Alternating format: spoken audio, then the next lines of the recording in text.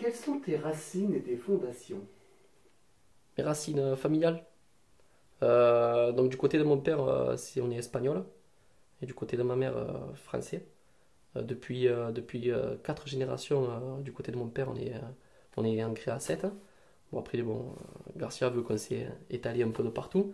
Mais du côté de ma mère, on est du côté de ma mère, français et catalan. Donc ça fait un joli mélange tout ça. Peut-être le plus beau des mélanges, on va dire. Un peu de chauvinisme. Est-ce que tu peux préciser la région espagnole de ton père et la région catalane de ta mère? Alors, la région espagnole de mon père, je pourrais pas vous dire parce que c'est très vaste. De ma mère, on est plutôt du côté Pyrénées-Oriental. Euh, Morias et compagnie là-bas, donc ils sont tous là-bas. Petit côté catalan qu'on connaît très bien, très chauvin, très sûr d'eux, très fier d'eux. Ouais. Qu'est-ce que tu peux me dire de tes parents? Mon père est quelqu'un de très droit, quelqu'un de très axé sur le respect, sur le partage. Il nous a beaucoup éduqués dans tout ça, quoi, surtout dans le respect. Respect envers la famille, envers les autres, parce que c'est quand même primordial aujourd'hui on le voit, si on n'a pas de respect, on ne peut pas non plus en recevoir.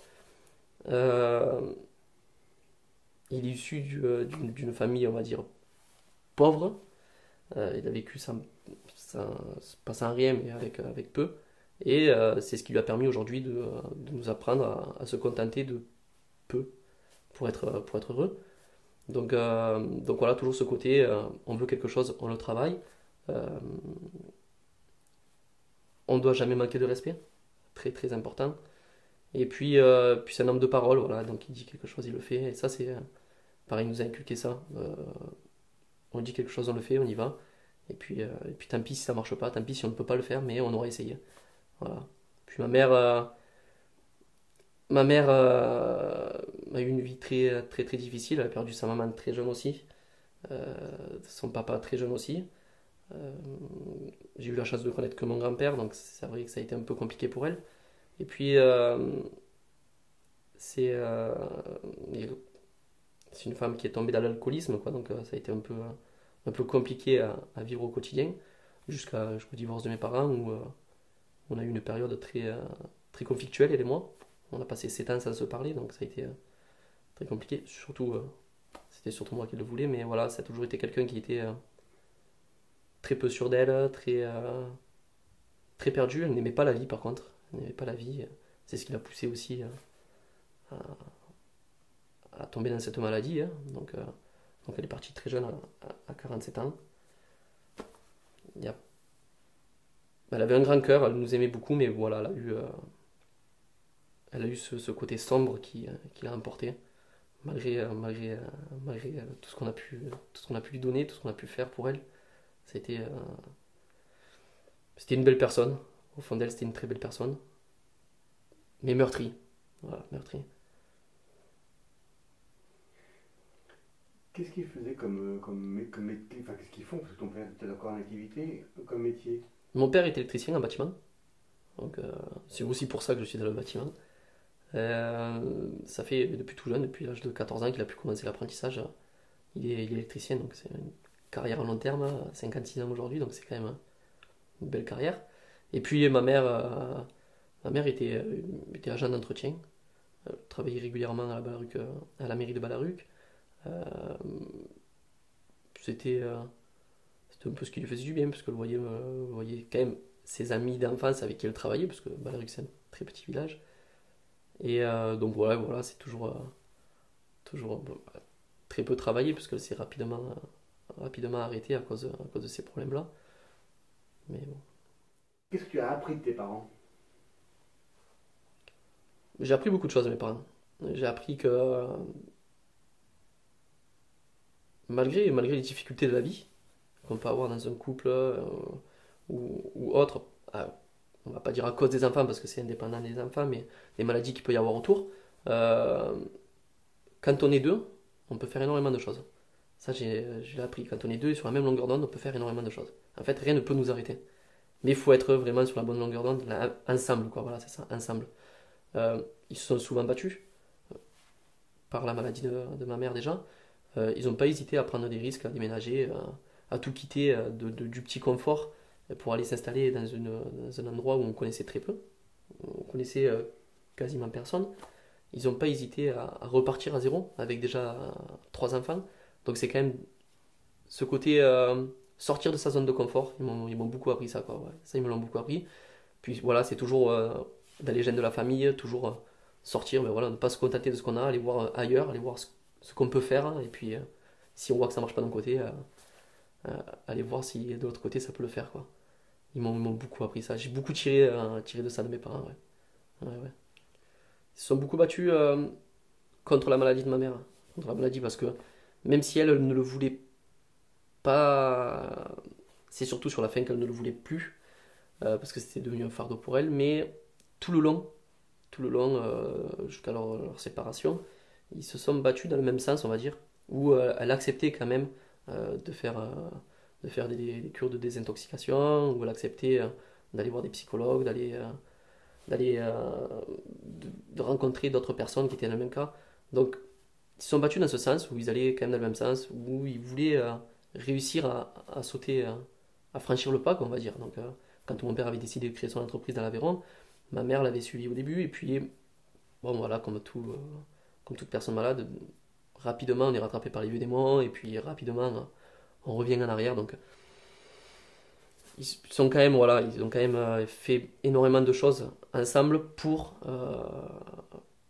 sortir de tout ça, quoi. Ouais. Ouais, ouais. Quel enfant tu étais? J'étais très introverti, très très introverti jusqu'à il y a pas longtemps. Euh, j'aimais j'aimais beaucoup sortir, comme aujourd'hui d'ailleurs, beaucoup sortir, beaucoup prendre l'air. Mais j'étais, oui, quelqu'un de ouais, très réservé, même si beaucoup me disaient, mais ça se voyait pas, je parlais pas beaucoup aux gens, j'avais très peur de l'approche des gens, j'avais très peur du jugement des gens, je gardais toutes mes émotions, je gardais tous mes sentiments, euh, peut-être dû aussi à ce qui se passait au sein de la famille, ça m'a un peu freiné, un peu bloqué, mais j'ai eu la chance d'avoir fait de super rencontres, d'avoir des super amis maintenant, qui sont encore mes amis, et des gens que j'ai rencontrés au fur et à mesure du temps qui m'ont permis de sortir un peu de tout ça, quoi. Mais très, ouais, l'enfant très, très rêveur, très très rêveur. Je rêvais de beaucoup de choses qui, bon, ben voilà, comme la plupart des gens ne sont pas réalisées, mais j'ai rêvé d'être footballeur. J'avais l'opportunité et je ne l'ai pas saisie pour plein de raisons. D'abord, le divorce de mes parents qui tombait à ce moment-là, le manque d'argent à la maison, et puis moi j'étais dans la période un peu rebelle où, euh, où, euh, où j'envoyais tout en l'air, tout envoyé en l'air. Donc voilà, des rêves qui n'ont jamais abouti, mais qui m'a jamais, ça m'a jamais dérangé, ça m'a jamais empêché d'avancer, quoi. Voilà, d'un enfant introverti, très réservé, très timide, euh, petit à petit, avec le temps et avec les rencontres que j'ai pu faire, le partage, je suis devenu quelqu'un de moins réservé, même si je suis toujours un peu, moins rêveur, plus ancré quand même. Mais ça, je pense que c'est tout le monde. Avec le temps, on s'ancre plus dans la terre, on est plus dans la réalité. Et c'est tout à fait normal, sinon on serait un peu embêté quand même. Est-ce que tu avais d'autres rêves quand tu étais enfant? Oui, comme beaucoup, je pense que je voulais aller dans l'espace. C'est quelque chose qui a toujours fasciné, je pense, énormément d'enfants. Aller dans l'espace, c'était voir un peu ce que c'était là-haut, voir les étoiles, alors que maintenant on sait ce que c'est une étoile. Donc ouais, j'avais ce rêve-là, aller dans l'espace. Euh, donc un rêve qui ne deviendra jamais réalité, parce que bon, c'est pas possible. C'est pas possible. Aller dans l'espace, être footballeur, faire le tour du monde, mais ça c'est toujours réalisable. Et puis c'est quand même un projet que j'ai en tête, donc peu importe l'âge à laquelle je pourrais faire ça, je le ferai, quoi. Quels sont tes rapports avec ta fratrie? On est très proches, on est très très proches. Euh, c'est mes parents qui nous l'ont inculqué, parce que ma mère a 2 sœurs, hein, mon père a 2 frères, et moi j'ai un petit frère et une petite sœur. Donc c'est vrai, on est très très proches, même si parfois avec ma petite sœur, elle a 25 ans, donc c'est très, très conflictuel parce que j'ai déjà vécu certaines choses et je ne veux pas qu'elle reproduise les mêmes erreurs, même si ça fait avancer. Euh, Parfois, ce sont des erreurs qu'on peut éviter et qui ne sont pas forcément bonnes pour nous. Donc j'essaye aussi de lui apprendre. C'est très conflictuel, mais on s'aime énormément. Mon petit frère, voilà, on est un peu ses modèles parce que bon, voilà, c'est la grande sœur, le grand frère. Donc il prend exemple. On est très très proches. On partage énormément de choses ensemble. Euh, je pense que c'est comme ça qu'on devrait tous être euh, dans une fratrie, mais aussi en dehors. On devrait tous être très proches, très partager, apprendre, apprendre des autres, apprendre à quelqu'un aussi. Et c'est ce que l'on fait régulièrement en famille, on se retrouve régulièrement. Donc on est très très très très proches, très soudés. Donc tu es l'aîné. Je suis aîné. Donc ton rôle de l'aîné, comment tu l'as vécu? Je l'ai bien vécu, très bien vécu, jusqu'au divorce de mes parents. On s'est retrouvé un peu embêté parce que mon père n'avait pas de travail à ce moment-là. On vivait dans un appartement où il n'y avait pas de chauffage d'hiver. On se levait le matin, des fois il faisait très froid dedans. Donc voilà le rôle de l'aîné, donc de protéger le frère et la sœur, de toujours les rassurer. C'était très compliqué à cette époque-là parce que je ne savais pas comment faire. J'étais moi-même qu'un jeune homme, quoi, donc je ne savais pas comment il fallait faire. Donc voilà, on a appris avec le temps et puis c'est devenu très compliqué au moment où il fallait annoncer le décès de, de maman, quoi. Donc là, c'était vraiment très très compliqué parce que c'était pas à mon père de le faire parce que parce que déjà il s'en sentait pas capable à ce moment-là. C'est quand même ses enfants. On détruit une partie de la vie des enfants en annonçant ça, donc c'était très compliqué pour lui. Et donc bah voilà, le rôle de l'aîné, c'est aussi d'assumer les responsabilités, c'est de leur apprendre, de leur dire les mauvaises nouvelles. Et c'est ce qui s'est passé, ça a été un moment très compliqué de le vivre là. À ce moment-là, j'aurais préféré ne pas être l'aîné par exemple. Voilà. J'aurais préféré être peut-être pas le dernier, j'aurais préféré ne pas être à leur place du tout d'ailleurs, mais peut-être être un élément extérieur, parce que ça a été très très compliqué. C'est quelque chose qui m'a énormément touché, énormément affecté, et j'ai mis très longtemps à m'en remettre. J'ai mis très très longtemps à m'en remettre. J'ai passé un an, une grosse année à ne pas voir ce qui s'était passé, à ne pas le comprendre, parce que je protégeais justement mon frère et ma soeur.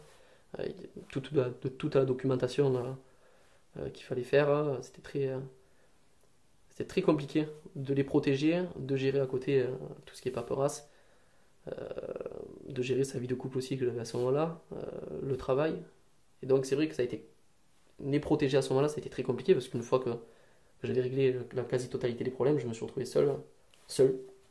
Et c'est là que j'ai entamé ma descente aux enfers pendant quelques mois, quoi. Parce que justement j'avais tellement protégé, j'avais tellement tout fait pour qu'ils puissent eux passer le cap que je n'avais pas fait ce qu'il fallait, quoi.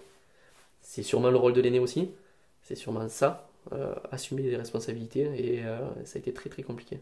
Sinon depuis que je suis grand frère, c'est un plaisir incroyable de devoir grandir son frère et sa soeur et de les voir faire des bêtises, parce que ça fait partie du jeu aussi, et de les voir réussir, c'est incroyable, quoi. C'est génial. Est-ce que tu peux nous raconter un souvenir particulier qui t'aurait marqué de ton enfance? Ah, peut-être notre premier week-end au ski.